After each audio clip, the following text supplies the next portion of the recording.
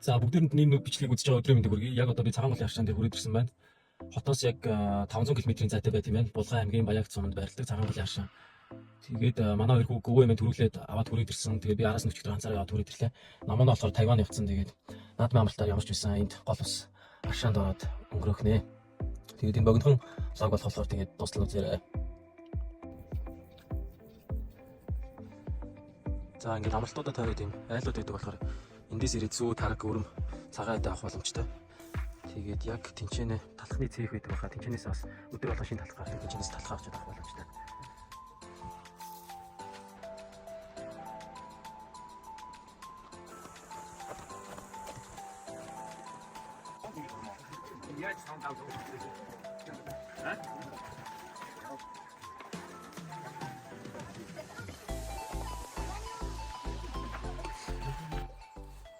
За бид үзэлцэн түүх гээд Цагаан голын харшаанд ойрол цогцол руу гараад ирсэн байна. Энэ байгаль наалал янз юм байна. Манай хэд тэнд байна. Тэгээд өнгөрсөн жил айгүй том айгүй гоё ургацсан байсан баг 2-3 том савыг дүүрсэн. Тэгсэн энэ жил айгүй урал муутай хатаад амар хурц эшлэгтэй байгаа юм шиг байна. Ороо ерөөсөө ороогүй. Тэгээд сая нэг 40-50 минут болоход нэг иймэрхүү үзэлцэн түүсэн байна. Тэгээд нэг амтрах иднэ.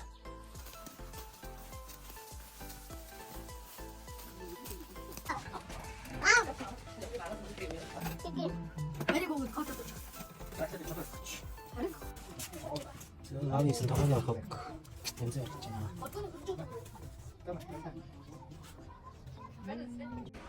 За өглөөний мэнд. Цаг 7 өнгөрч наап дээр одоо өглөөний хашаанд орох гэж байна. Тэгээд эндээс нэг байгаль ийм харагдаж байна.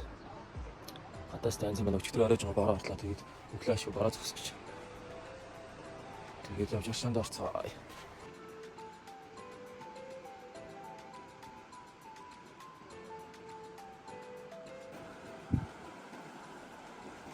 За өчигдөр орсон хаадар бороо бүр арай л амар үйл болгож байна.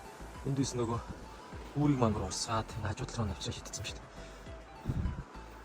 Тэгээд цаацын харшаа маань бүр өстө орхон арга болцсон. Нийл шавар хог болцсон. Өчнөө олон жил болж байхад анх удаага ийм амар үйл болж байгаа гэдэг эндээс хүмүүс ярьж байна. Амар сони ба ирээд ам ангаал шүү дээ.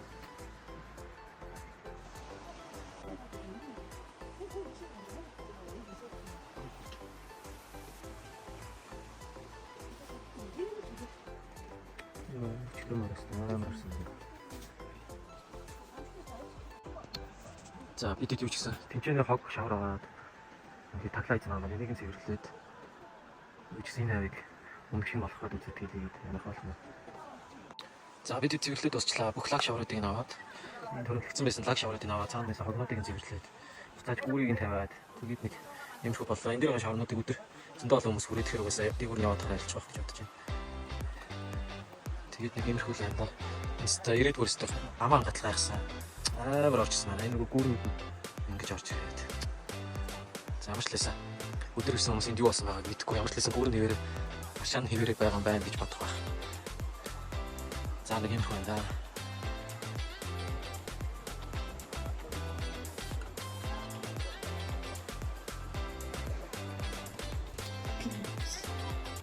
За ямар ч гэсэн даарчаад бүх юмудаа тэрхлээ. Тэгээд гараад ирлээ нөгөө хорсон гүүр маань энэ. Амар гэр болсон байна. Энэ голон бүрээс давуулаа нараа хэлсэн хэрэгтэй. Тэгээ хуучин гүүр надад айгаа юм шиг байна. Тэр гүүрийн цаана байгаа юм. Орж гарах байх гэж бодож байна. Тэгээд энэс бол ингээд чухал тавцлын үргэлжлэл юм билээ. Тэгээд өдөр болгол хашаанд ирэхдээ юм гоё үзэсгэлэнтэй. Эсгийг харах юм да. Анзаа байна. За өдрийнхөө хашаанд ороход хүрээсэн байна. Ийм олон хүмүүс ирсэн байна. Энэ хүмүүс өглөө ирээд яг юу болсон байсан яасан юм мэдэхгүй яг энэ хэвээрээ байсан гэж бодож байгаа. Ийм олон хүмүүсийг хашаанд ороход туссан байна. Хөлбөрн сайн ажиллаагүй бидэд бас сайн орчихсонгүй. Хат авчаад явах гэж юм да.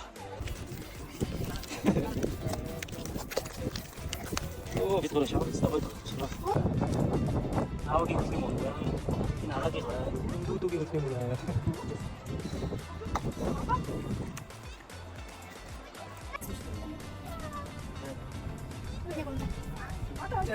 아, 신도라 나한테.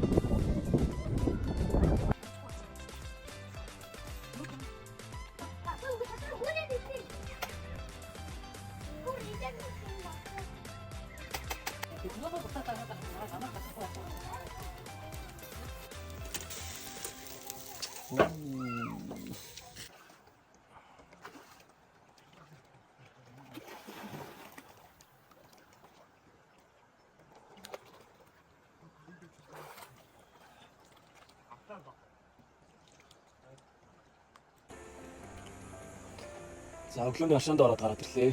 3 өдөр сайхан орлоо. Өглөө эрт ирээд орчвол хүн багтаа болохоор айгүй амар. Залуучууд ерөөсөө өглөө эрт нэг барагтаа ирэхгүй.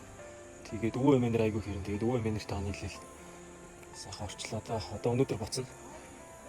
Гадаас тагаа байна. Цагаан голын аршаанд тэгээд дотор эрхтнүүд нүдний аршаанууд байдаг. Тэгээд ер нь юм бүдэн аршаанд орох үе мөчөнд айгүй сайн юм шиг байлаа. Би 2 жилийн өмнө миний зүүн өвдөг өвдөдөд байсан чинь. Цагаан голын аршаанд иж орсноос хойш ерөөсөө өвдгөө болсон. Тэгээд би аршаантай холбоотой юм гэж ойлгосон. Тэгээд боломж гарах юм бол ер нь ийм аршаа усанд ороод дархлаагаа дэмжиж явснаа айгүй зүгээр юм билээ. Ядчил өвөл мөвөл чинь ханиад хүрэх нь айгүй бага хүрсэн ч гэсэндээ ер нь айгүй хөнгөн тусаад идэв. Нэг юм хөө болчт юм билээ. Тийм болохоор аршаа усанд цаа орж байгаа.